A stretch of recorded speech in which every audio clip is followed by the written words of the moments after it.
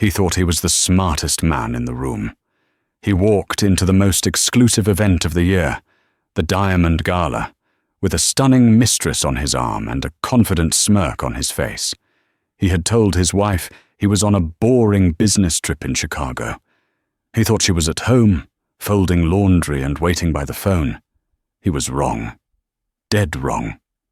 He didn't realize that the red carpet he was walking on, the champagne he was drinking, and the very building he was standing in were all paid for by the woman he left at home. Tonight wasn't just a party. It was an execution. Martin Stone adjusted his cufflink in the rearview mirror of the blacked-out Escalade. It was a gold Cartier link, a gift from his wife, Rachel, for their 5th anniversary 3 months ago. He didn't think about the irony. He only thought about how good it looked against the crisp white starch of his shirt. "You look tense, baby." A voice purred from the seat beside him. Lola Vane leaned over, her fingers tracing the sharp line of his jaw. She was wearing a dress that cost more than Martin's first car, a shimmering, backless emerald gown that clung to her like a second skin. It was a scandalous choice for a charity gala, cut low enough to invite stares and high enough up the thigh to promise trouble. Exactly what Martin wanted. He wanted to be seen. He wanted to be envied. "Not tense," Martin said, catching her hand and kissing the palm. "Just focused. Tonight is big, Lola. The Diamond Gala isn't just a party. It's where the real deals happen in this city.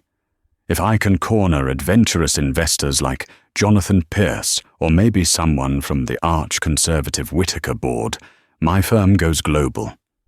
Lola pouted, checking her reflection in her phone screen. "I thought we were going to have fun. You promised me champagne and photographers, Martin, not boring talk about mergers." "We will have fun," Martin assured her, his eyes gleaming with arrogance. "But first I secure the bag. Then I show you off." He checked his phone one last time. No missed calls, no texts. He had sent the text to Rachel 2 hours ago. Landed in Chicago. Nightmare flight. Going straight to the hotel to prep for the morning meeting. "Love you, V," Rachel had replied instantly, as she always did. "Okay, honey, get some rest. Don't work too hard. I'll just be here reading." "Love you." Martin smirked. It was almost too easy. Rachel was the perfect wife, in the most boring sense of the word. She was quiet, unassuming, and frugal to a fault. She spent her days gardening or volunteering at the local library. She wore sensible shoes and bought her clothes off the rack at department stores. When he had married her, he thought her simplicity was charming, a grounding force for his ambition. Now, 5 years later, he found it suffocating.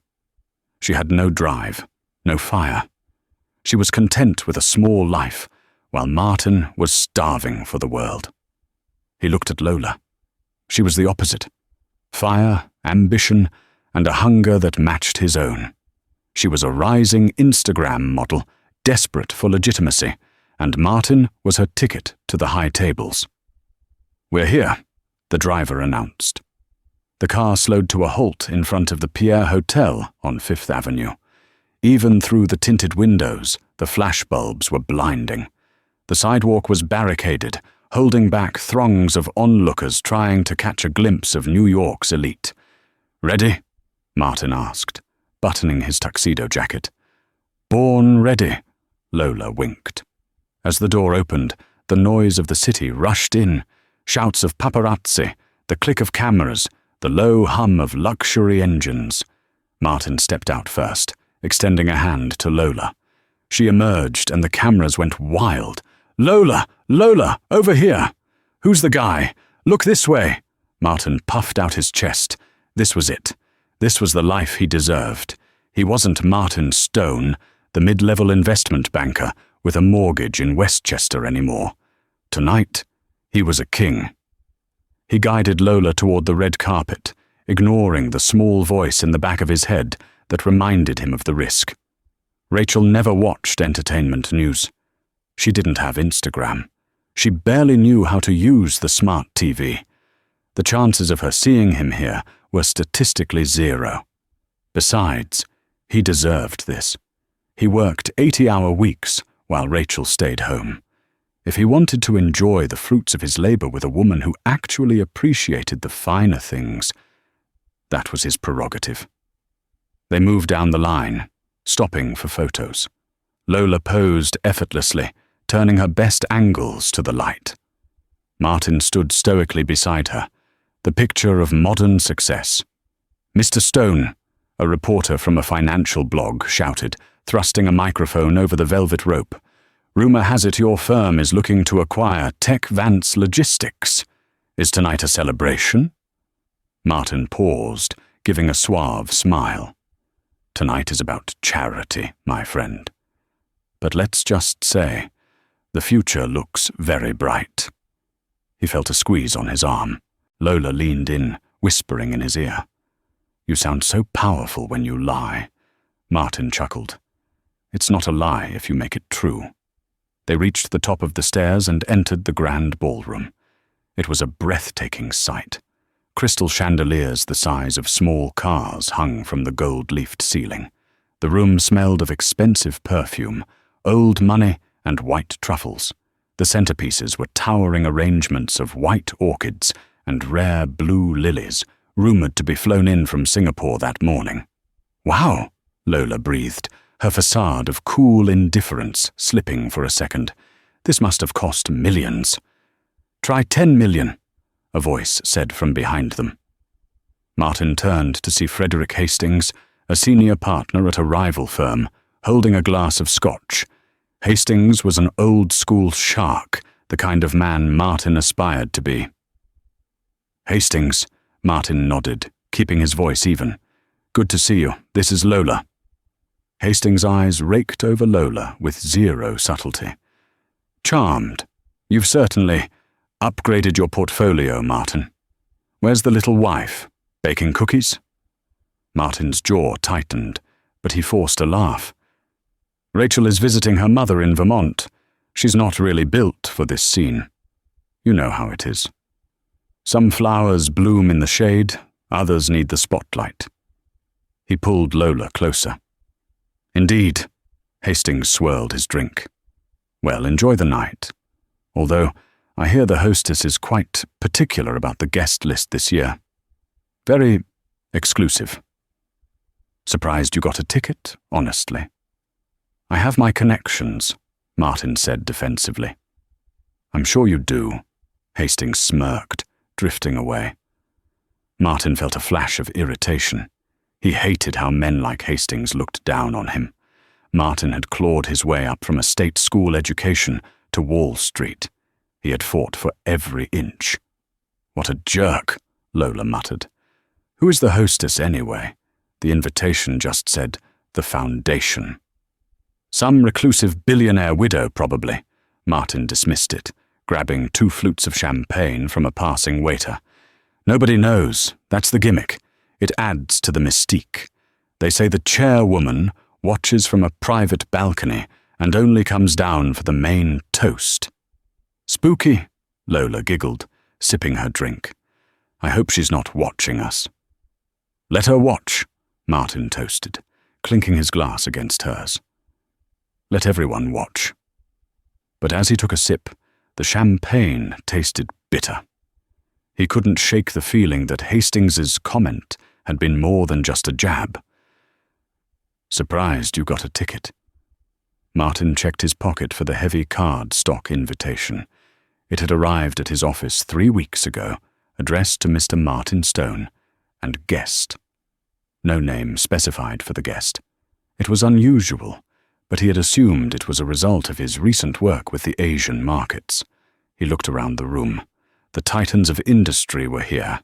If he played his cards right, he could leave this party with enough capital to start his own fund. Then he wouldn't need to answer to anyone. Not his boss, and certainly not his wife. "Come on," Martin said, placing a hand on the small of Lola's back. "Let's go mingle. And remember, keep the conversation light.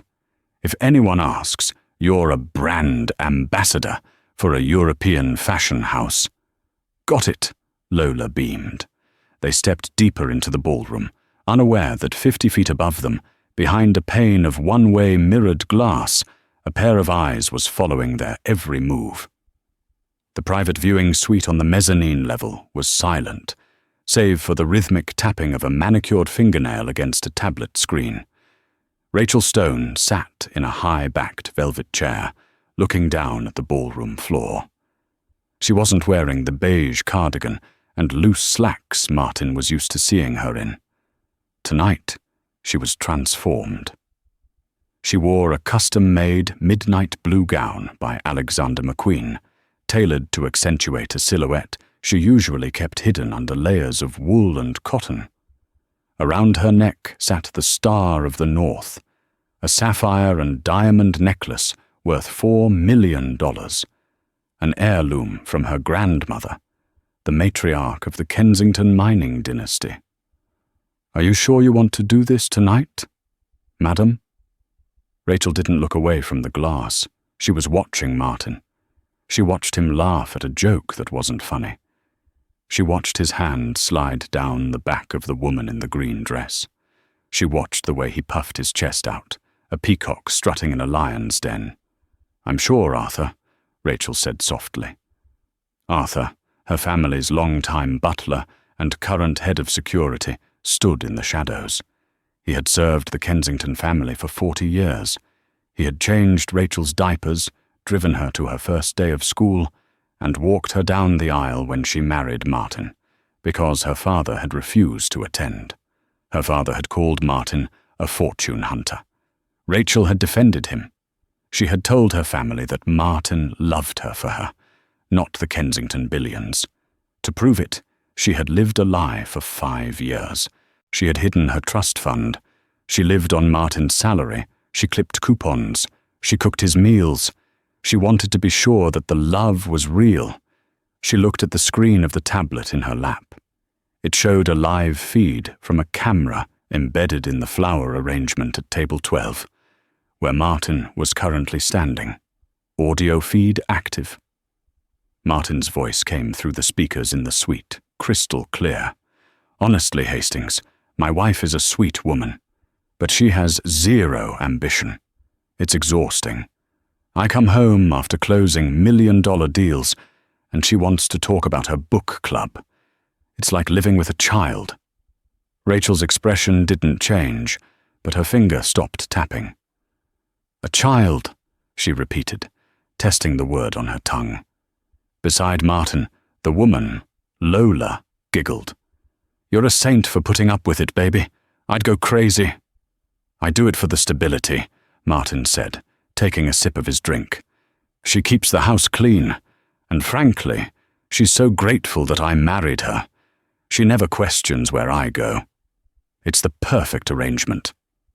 Rachel reached for her glass of sparkling water. Her hand was steady. "Arthur," she said. "Yes, madame. Is the presentation ready?" "It is queued up, madame. The lighting crew is standing by." "And the seating chart?" "We made the adjustment you requested. Mr. Stone and his guest have been moved to table 1, front and center." Rachel smiled. It wasn't a warm smile. It was the smile of a predator who had just realized the cage door was open. "Excellent." She stood up, the heavy silk of her gown rustling. She walked to the window, pressing her hand against the glass.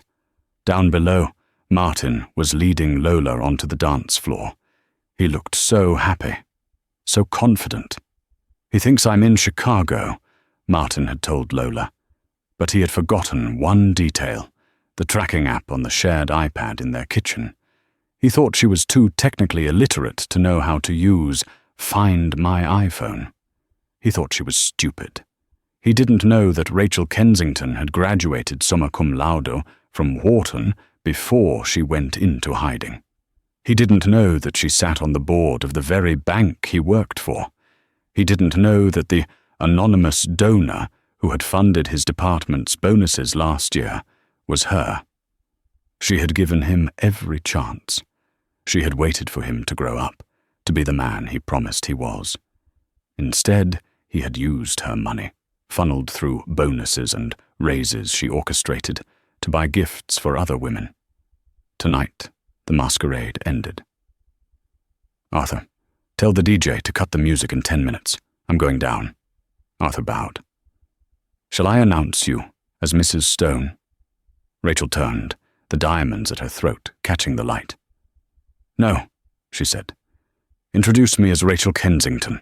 It's time my husband met my family." The transition from the cocktail hour to the seated dinner was a choreographed dance of high society. A chime rang out, soft but commanding, signaling the guests to find their tables. Martin checked the seating chart displayed on a large digital monolith near the entrance.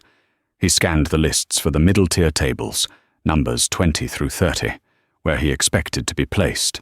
He was a director at his firm, respectable, but not a titan. "I can't find us," Lola complained, her feet already hurting in her 6-inch Louboutins. "Maybe they forgot you." "They didn't forget me," Martin snapped, his patience fraying slightly. He scanned the list again.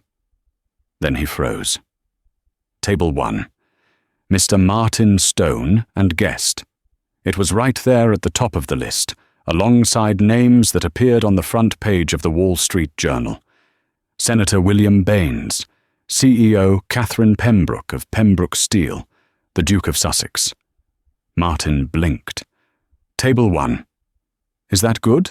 Lola asked, checking her makeup in her compact. "Good?" "It's God tier," Martin whispered, a rush of adrenaline flooding his system. "Table 1 is the hostess's table. We are sitting with the organizers." He straightened his tie, a smug grin spreading across his face. "I told you, Lola, I'm making waves. Someone big must have noticed the merger I pulled off last quarter. They want me close." "Well, let's go then," Lola grinned, hooking her arm through his. "I want to be on the live stream." They navigated through the sea of tuxedos and gowns, moving toward the raised platform at the very front of the ballroom. As they approached Table 1, the air seemed to get thinner, rarefied by the sheer net worth of the people sitting there. The table was an oval of black marble, set with gold cutlery and crystal glasses that caught the dim mood lighting. Martin pulled out a chair for Lola, then sat down himself. To his left sat Senator Baines, a man Martin had only ever seen on CNN. To his right was an empty chair, reserved for the hostess. "Good evening," Martin said, projecting his best boardroom voice. "Martin Stone, Capital One Investments." Senator Baines turned, his eyes crinkling with a polite but confused smile. "Stone? Ah, yes. I believe I saw your name on the list. Enjoying the evening?" "Immensely, Senator," Martin replied. "The venue is spectacular, although I admit I'm eager to meet the benefactor behind all this." The senator took a sip of his wine, a vintage 1982 Mistress. "She is a remarkable woman, a force of nature. I've known her family for decades. The Kensingtons are formidable." "Kensington?" Martin frowned slightly. The name sounded familiar, vaguely. "I thought the Kensingtons were old mining money." "West Coast?" "Global," the senator corrected him, "and very private. Until tonight, apparently." Lola leaned in, bored by the genealogy. "So, Senator, do you know the Kardashians?" Martin kicked her shin under the table. The senator blinked, then let out a polite, dry chuckle. "I'm afraid my circle is a bit more bureaucratic, young lady." A waiter appeared, placing an appetizer in front of them, seared scallops with a caviar foam. Martin noted that the service at this table was synchronized perfectly. "So, Mr. Stone," Catherine Pembroke spoke up from across the table. She was a sharp-featured woman in her 60s, wearing a diamond choker. "I understand you're married.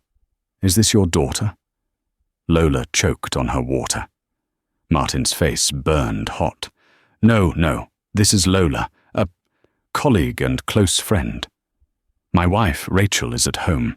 She's not much for these events. She prefers a quieter life. Catherine's eyes narrowed slightly. She exchanged a quick, unreadable glance with the senator. Is that so? A quiet life? How quaint. It works for us, Martin said, recovering his confidence. Rachel is very simple, sweet, but simple. She wouldn't understand the nuance of a room like this. I prefer to keep my work, life, and home life separate. It protects her, really. Protects her, Catherine repeated, her tone dripping with something Martin couldn't quite identify. Was it amusement? Pity? You sound like a man who thinks he has everything under control. I like to think so, Martin said, raising his glass. Control is the key to success. Or the illusion of it, the senator muttered into his wine glass. Martin ignored the comment. He was too busy soaking in the atmosphere. He was sitting at the head table. He was drinking $5,000 wine. He had a beautiful model on his arm. He took a photo of the menu and texted it to his boys' group chat with the caption, "Top of the food chain." He glanced at his phone. No texts from Rachel. Good. She was probably asleep by now, dreaming about coupons or whatever boring housewives dreamed about. Ladies and gentlemen, a booming voice echoed over the PA system, cutting through the chatter. The lights in the ballroom began to dim until the room was pitch black, save for a single spotlight focused on the grand staircase. Here we go, Martin whispered to Lola. Showtime. He expected an elderly matriarch to hobble down the stairs, maybe a CEO in a pantsuit. He leaned back, ready to politely clap for whoever was about to bore them with a speech about saving the whales. He had no idea that the ground beneath his feet was about to crumble. The silence in the ballroom was heavy, expectant. 300 guests, representing billions of dollars in capital, turned their eyes toward the staircase. The announcer's voice returned, deep and resonant. Tonight, we celebrate the launch of the New Horizons initiative. Please welcome your host, the chairwoman of Kensington Enterprises and the sole heiress to the Kensington estate, Ms. Rachel Kensington. Martin froze. His brain processed the syllables, but they didn't make sense. Rachel? Kensington? That's a weird coincidence, he whispered to himself. Same first name. Then the music swelled, a dramatic, orchestral rendition of a modern pop song, and she stepped into the light. At first, Martin didn't recognize her. The woman on the stairs was a goddess. She stood tall, her posture regal, her chin lifted with an air of absolute command. Her dark hair, usually tied back in a messy bun, cascaded in structured waves over her shoulders. The midnight blue dress shimmered like a waterfall of sapphires, hugging curves Martin hadn't seen in years. But it was the face. Martin squinted. He leaned forward. His heart skipped a beat, then hammered against his ribs like a trapped bird. Those eyes. He knew those eyes. He looked into them every morning over cheap coffee. No, he breathed. The word fell out of his mouth like a stone. No way. Wow, Lola said, clapping enthusiastically. She's hot. Look at that necklace, Martin. That's got to be real. Martin couldn't speak. He felt the blood drain from his face, leaving him cold and dizzy. It was Rachel. His Rachel. The woman who wore sweatpants on Sundays. The woman who asked him if they could afford to upgrade their cable package. She descended the stairs slowly, every step calculated. She wasn't looking at the crowd. She wasn't looking at the cameras. She was looking directly at table 1. She was looking at him. As she reached the bottom of the stairs, the applause was thunderous. She took a microphone from a stand, her gaze never wavering. Good evening, she said. Her voice was amplified, crisp and clear. It wasn't the soft, meek voice she used at home. This was a voice of steel. "Thank you all for coming. Tonight is a night of revelation." She began to walk toward the tables. The spotlight followed her. "Many of you know my family name," she continued, walking slowly. "Kensington. For generations, we have operated in the shadows. We value privacy. We value trust. But recently, I've learned that operating in the shadows allows rot to grow." She paused. She was 10 feet away from table 1 now. Martin wanted to run. He wanted to crawl under the table, but his legs were paralyzed. He was trapped in the glare of the spotlight that was now spilling onto him. "Martin," Lola whispered, finally noticing his pale complexion. "You look like you're going to puke. Do you know her?" Martin didn't answer. He couldn't take his eyes off his wife. Rachel stopped directly in front of their table. The room went silent again, sensing the tension. The camera crew zoomed in, projecting the scene onto the massive screens behind the stage. "Tonight," Rachel said, her eyes locking onto Martin's terrified stare, "we are raising money for those who have been deceived, for those who have been underestimated." She smiled. It was a terrifying, beautiful smile. "I would like to thank my husband for being here tonight," she said into the microphone. A gasp rippled through the room. Lola dropped her fork. It clattered loudly against the china. She looked from Rachel to Martin, her eyes widening in horror. "Husband?" Rachel didn't break eye contact with Martin. "Yes, Martin Stone, the man who thinks I'm currently in Chicago," the crowd murmured. Whispers broke out like wildfire. "Did she say Chicago? Is that the Mistress? Oh my God." "Martin," Rachel said, her voice dropping an octave, intimate yet amplified for the whole world to hear. "You told Senator Baines that I was simple, that I wouldn't understand a room like this." She gestured to the room with a sweep of her diamond-clad arm. "Darling, I own the room. I own the building. And as of this morning, I bought the bank you work for." Martin's mouth opened, but no sound came out. His world was collapsing. The merger, the bonus, the job. It was all her. It had always been her. "You?" he finally choked out, his voice cracking. "You're rich?" "I'm not just rich, Martin," she said, leaning in close, the microphone catching every savage syllable. "I'm the reason you have a career. I'm the reason you have a reputation. And tonight, I'm the reason you're going to be the most famous man in New York. But not for the reasons you wanted." She straightened up and turned to the crowd. "Enjoy the dinner, everyone. The first course is just desserts." She turned her back on him and walked to the empty chair beside him, the hostess's chair. She sat down, smoothed her dress, and turned to Senator Baines. "William," she said calmly, as if she hadn't just nuked her marriage on live television, "how is the wine? I picked it out myself." The senator raised his glass, a look of pure respect on his face. "It's exquisite, Rachel. Absolutely lethal." Martin sat there, the spotlight still lingering on him, burning him alive. Lola was frantically trying to cover her face with a napkin. The photographers were in a frenzy, flashes popping like gunfire. He was at the head table. He was the center of attention, and he was dead meat. The dinner service was an exercise in psychological warfare. While the rest of the ballroom buzzed with the electrifying gossip of the century, Table 1 was an island of suffocating silence. Martin sat frozen.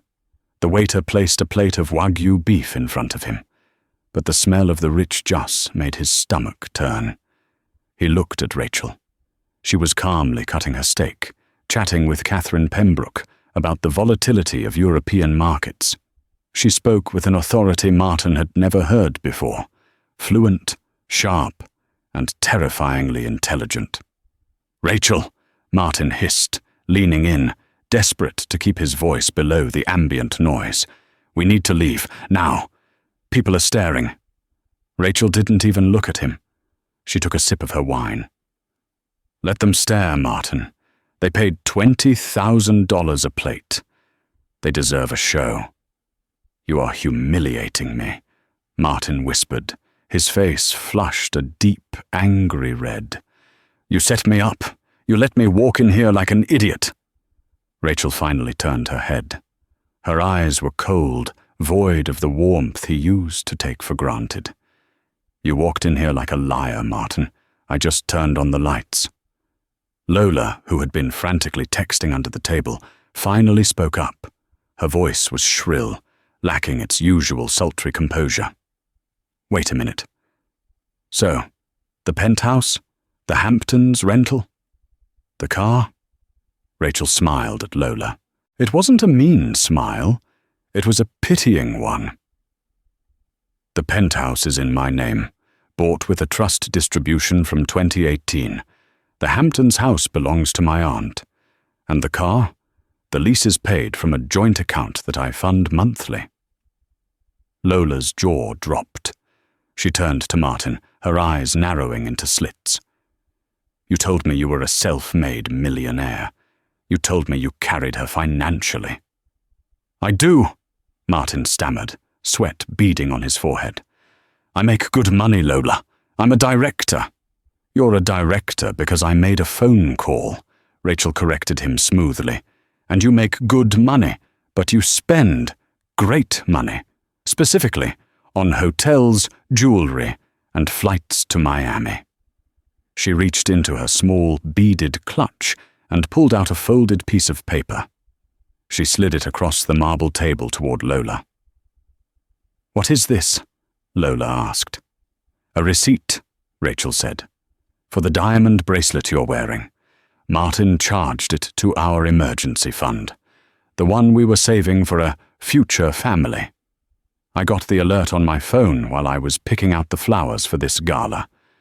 Lola looked at the bracelet on her wrist, then at Martin. The realization hit her like a physical blow. She wasn't dating a tycoon.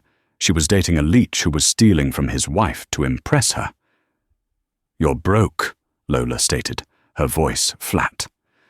"I am not broke," Martin insisted, though his voice was rising in panic. "I have assets.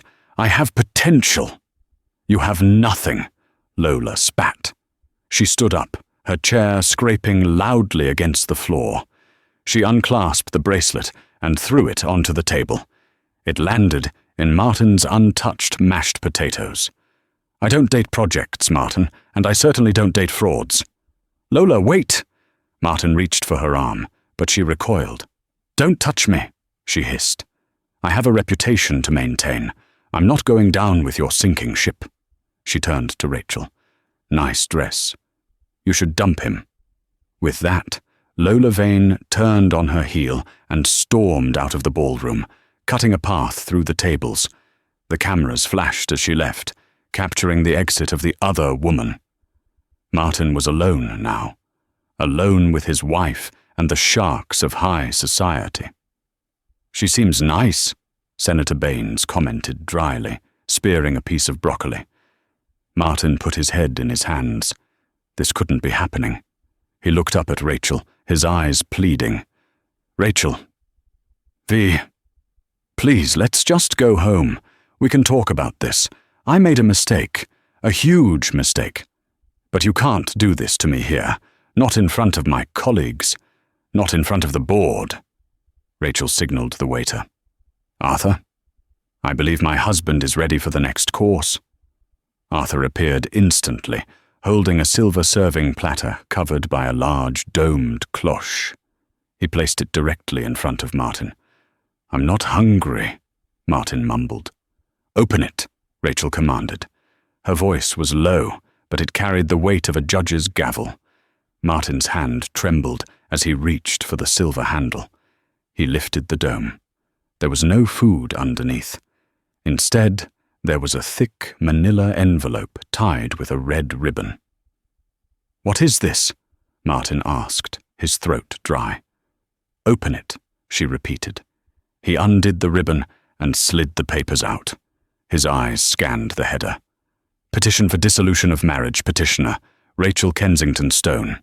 Respondent, Martin Stone. "Divorce papers?" Martin gasped. "You brought divorce papers to a gala?" "I like to multitask," Rachel said, taking a sip of water. "Keep reading. Page 4 is my favorite."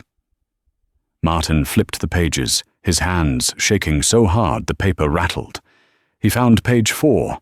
It was a section highlighting the prenuptial agreement they had signed. At the time, Martin had thought it was just a formality to protect his meager savings. He hadn't realized it was protecting her empire. "The infidelity clause," Rachel recited from memory. "In the event of proven adultery, the offending party forfeits all claims to marital assets, alimony, and spousal support. Furthermore, any debts incurred during the affair are the sole responsibility of the offending party." She leaned forward. "That means the credit card debt you racked up on Lola. That's yours, Martin. The lease on the Escalade. Yours. The loan you took out against our house without telling me. Yours." Martin felt the room spin. "You can't do that. I'll be ruined. I won't be able to pay rent, let alone these debts." "That sounds like a you problem," Rachel said breezily. "But don't worry. I didn't just bring my lawyers tonight. I brought your boss." She nodded toward a man approaching the table. It was Jonathan Pierce, the CEO of the investment bank Martin worked for. Usually, Pierce was a jovial man. Tonight, he looked like an executioner. Jonathan Pierce didn't sit down. He stood over Martin, casting a long shadow across the table. "Mr. Pierce," Martin scrambled to stand up, his napkin falling to the floor. I can explain. This is a personal misunderstanding." "Sit down, Stone," Pierce barked. Martin sat. "Rachel, Ms. Kensington, alerted us to some irregularities in your expense reports earlier this week," Pierce said, his voice loud enough for the neighboring tables to hear. "We ran an audit this morning." Martin's blood ran cold. He had been creative with the company card. Expensive dinners with Lola labeled as client meetings. Flights labeled as networking events. He thought he was safe because he was bringing in business. "It seems you've charged approximately $45,000 of personal entertainment to the firm over the last 6 months, Pierce continued, holding up a tablet. "Escorts, jewelry, 5-star hotels in cities where we have no clients." "I was prospecting," Martin lied, but the fight was draining out of him. "You were stealing," Pierce corrected. "Effective immediately. Your employment is terminated for cause. Security has already cleared out your desk. Your company phone and laptop have been remotely wiped and locked." You can't fire me here," Martin stammered. "I'm the top earner in my division." "You were the top earner because Ms. Kensington was funneling deals to you through shell companies," Pierce revealed, delivering the final blow to Martin's ego. "She was your biggest client, Martin, and she just closed her account." Pierce turned to Rachel and bowed slightly. "My apologies, Miss Kensington. The bank will, of course, be pressing charges for the embezzlement. We appreciate your transparency." "Thank you, Jonathan," Rachel nodded. "I expect full cooperation from your legal team." Pierce walked away, leaving Martin sitting in the wreckage of his life. He was jobless, soon to be divorced, facing criminal charges, and drowning in debt. And he was sitting at table 1, the most visible spot in New York City. Martin looked around. People were taking photos. Some were laughing. The veneer of his perfect life hadn't just cracked. It had shattered into dust. He looked at Rachel one last time. He saw the woman he had ignored, the woman he had cheated on, the woman he had called boring. "Why?" he whispered, his voice broken. Why did you let it go on this long? If you knew, why didn't you just leave me?" Rachel set down her fork. Her expression softened, not with love, but with a cold, hard lesson. "Because I needed to know if you were capable of change, Martin. I gave you every opportunity. I played the role of the supportive wife. I made myself small so you could feel big. I thought maybe, just maybe, if you felt successful, you would stop looking for validation elsewhere." She stood up, towering over him in her heels. "But you're a black hole, Martin. No amount of money, or love, or success is ever enough to fill you up. You didn't want a partner. You wanted an audience. And now," she gestured to the ballroom, where hundreds of eyes were fixed on them, "you have the biggest audience of your life. Take a bow." Rachel turned to Arthur. "Arthur, have Mr. Stone removed. He's trespassing at a private event." "With pleasure, madam," Arthur said. 2 large security guards materialized from the shadows. They didn't ask Martin to leave. They hoisted him up by his armpits. "Get your hands off me," Martin shouted, trying to regain a shred of dignity. "I'm wearing a $5,000 suit." "And you'll look great in it at your arraignment," Arthur quipped. As they dragged him away from the table, Martin thrashed, looking back at Rachel. "Rachel, you can't do this! I'm your husband. I love you." Rachel didn't turn around. She was already engaging in conversation with the Duke of Sussex, laughing softly at a joke. She had erased him. He was gone. The guards dragged him across the ballroom floor. The walk of shame was agonizingly long. Guests parted like the Red Sea, holding up their phones to record the disgraced banker being thrown out of the Diamond Gala. They reached the grand doors. The cool night air hit Martin's face as they shoved him out onto the sidewalk. He stumbled, falling onto the red carpet, the same red carpet he had walked on so arrogantly just an hour ago. The paparazzi, who were packing up, saw him and surged forward. "Mr. Stone, is it true you're being sued? Who was the woman in green? Is the divorce finalized?" Flashes blinded him. He scrambled to his feet, shielding his face. The Escalade was gone. The driver had been instructed to leave. He patted his pockets for his phone to call an Uber. His pockets were empty. He froze. His phone was on the table inside. His wallet was in his coat, which was currently in the coat check he couldn't access. He stood on Fifth Avenue, in a tuxedo he couldn't pay for, with no job, no wife, no mistress, and no way home. Behind him, the heavy doors of the Pierre Hotel closed with a final, resounding thud. The party was continuing without him.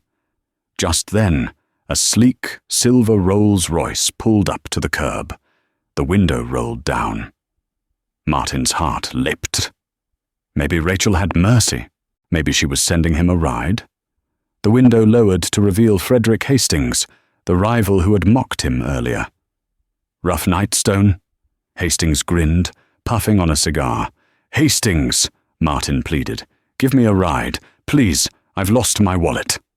Hastings laughed, a cruel, barking sound. "Sorry, Martin. My car is for Titans only. I hear the subway runs all night, though. Good luck with the liquidation." The Rolls-Royce pulled away, leaving Martin in a cloud of exhaust. He looked up at the hotel. On the second floor, through the balcony windows, he could see the silhouette of his wife.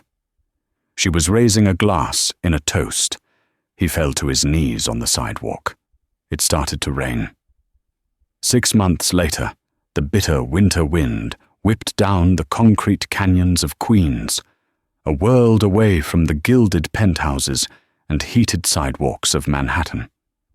Martin Stone stood outside a laundromat, using the reflection in the glass to adjust his tie. It wasn't the silk Hermes tie he used to wear, the one Rachel had bought him for his promotion.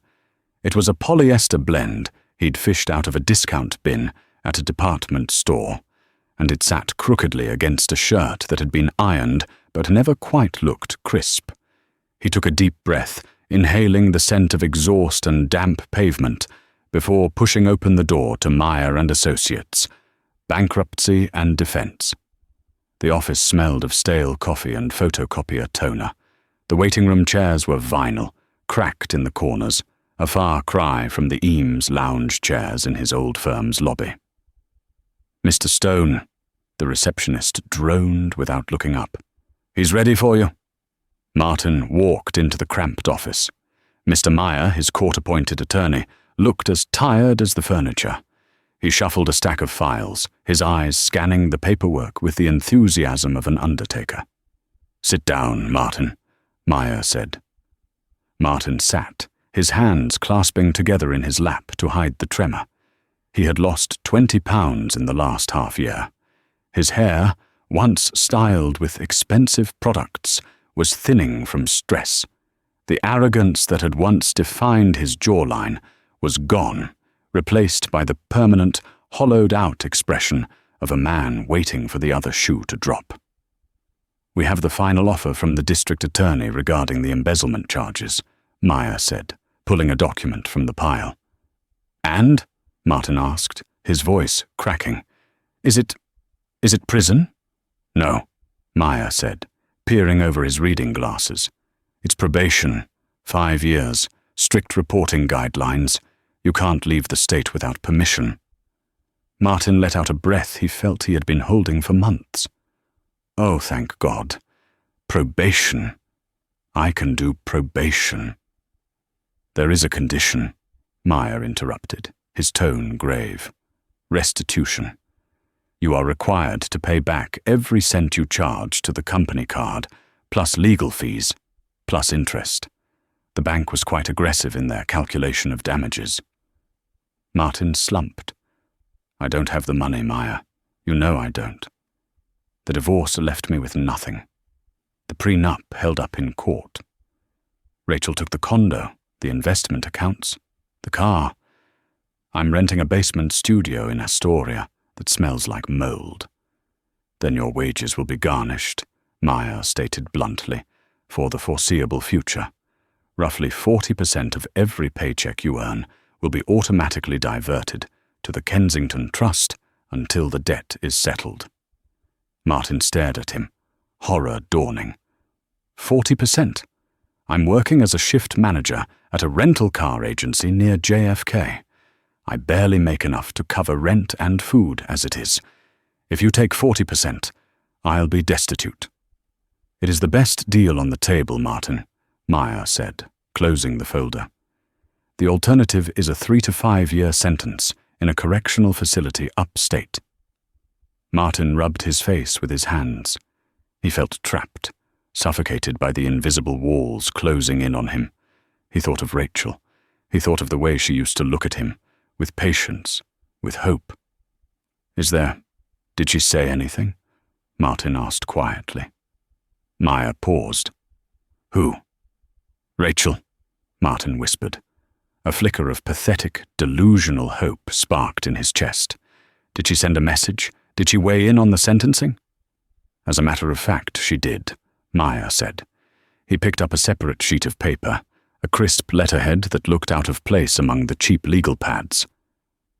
"Mrs. Kensington, she legally dropped your surname last week, sent a singular instruction through her legal team regarding your plea deal."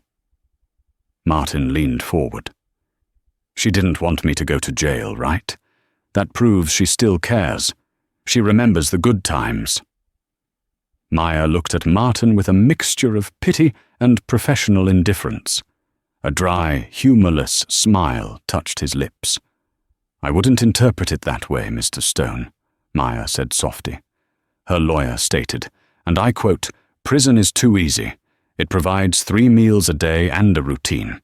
Mrs. Kensington believes that watching the world move on without him, while he spends the next decade working to pay back every dime he stole, is a far more educational punishment."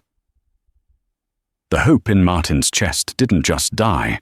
It was extinguished, leaving a cold, heavy stone in its place. She wasn't showing mercy. She was ensuring he suffered the long, slow burn of mediocrity. She wanted him to wake up every morning, go to a job he hated, and see her name on the deduction line of his pay stub. He belonged to her now, more than he ever had when they were married. Martin signed the papers. His signature was shaky, a scrawl of surrender. He walked out of the office into the biting cold. The sky was a slate grey, threatening snow. He had an hour before his shift started at the airport. If he was late, he'd be docked pay. If he was docked pay, he couldn't make his rent. He turned his collar up against the wind, walking toward the subway station to save the bus fare. He passed a row of shops, a bodega, a dry cleaner, and an electronics store. In the window of the electronics store, a wall of televisions were all tuned to the same news channel. The bright lights spilled out onto the sidewalk, illuminating the grime of the street. Breaking news. Kensington, Global unveils new headquarters. Martin stopped. He couldn't help himself. He was drawn to the screen like a moth to a flame that had already burned him. On the high-definition screen, towering 50 stories above Hudson Yards, was a gleaming new glass skyscraper. It reflected the clouds, piercing the sky with an ambition that made everything around it look small. And standing at the podium in front of it was Rachel. She looked radiant. She was wearing a structured white power suit that cost more than Martin would make in the next 5 years. Her hair was cut into a chic, sharp bob that framed her face. She didn't look like the quiet, dowdy housewife he had ignored for 5 years. She looked younger, lighter, as if a massive, suffocating weight had been lifted from her shoulders. "This building represents a new era," Rachel's voice came through the outdoor speakers, confident and strong. "An era of transparency, integrity, and strength. We are launching the Phoenix Grant today, a $100 million fund for women starting their own businesses after escaping financial abuse." The crowd on the screen cheered. Beside Rachel stood Arthur, her loyal head of security, looking proud. Next to him was the Duke of Sussex, the man from the Gala. The Duke was looking at Rachel, not with the predatory lust Martin had for Lola, but with absolute, unwavering admiration. A reporter thrust a microphone at Rachel as the ribbon was cut. "Miss Kensington, you've had a tumultuous year personally. How does it feel to be standing here alone without a partner?" Rachel stopped. She looked directly into the camera lens. For a dizzying second, Martin felt like she was looking right at him through the glass of the electronics store window in Queens. He felt naked, exposed in his cheap coat and his failures. "I'm not alone," Rachel smiled, and it was the most genuine, dangerous smile Martin had ever seen. "I was alone when I was married to a man who didn't see me. I was alone when I had to hide my intelligence to protect a fragile ego. Now I'm finally in good company. Myself." The feed cut to a montage of the celebration. Martin stared at the screen until the image faded, leaving only his own reflection superimposed over the glass. He saw a man with hollow eyes, shivering in the cold, holding a plastic bag with a ham sandwich in it. He had held a diamond in his hand for 5 years. He had held the world, and he had traded it for a handful of glitter and a moment of applause. "Hey, buddy, you blocking the view!" a teenager shouted, bumping past him on a skateboard. Martin stumbled back, jarring his shoulder against the brick wall. He looked at the time on his cracked phone screen. He was going to be late. He put his head down, merging into the grey stream of commuters. He became just another face in the crowd, just another shadow in the city. He was the man who thought he was a king, only to find out he was merely the jester in a queen's court. High above the city, in the penthouse suite of the new Kensington Tower, Rachel picked up the remote and turned off the TV. The room was silent, peaceful. She walked to the floor-to-ceiling windows, a glass of vintage champagne in her hand. She looked down at the sprawling grid of New York City, the lights twinkling like overturned jewels. She didn't look for him. She didn't wonder where he was or if he was watching. She simply looked at the horizon, where the winter sun was just beginning to break through the grey clouds. The past was a lesson she had paid for in full. The future? The future was entirely hers. Rachel took a sip of champagne, the bubbles dancing on her tongue, and turned her back on the window to get back to work. Martin Stone learned the hard way that when you marry a woman, you should make sure you actually know who she is. He mistook silence for weakness and modesty for poverty. He thought he could have his cake and eat it too, but he choked on the very first bite. Rachel didn't just divorce him. She outclassed him, outsmarted him, and outlived the version of herself that tolerated his disrespect. It's a brutal reminder. Be careful who you step on while you're climbing the ladder, because they might be the one holding it up. Now, I want to hear from you. Do you think Rachel was too harsh with the total liquidation of Martin's life? Or did he get exactly what he deserved? Would you have bailed him out or let him rot? Let me know your verdict in the comments below. If you enjoyed this story of high-stakes karma, please hit that like button. It really helps the channel. And don't forget to subscribe and ring the notification bell so you never miss a story. We post new drama every week. Thanks for watching. And remember, real diamonds don't need to shout to shine.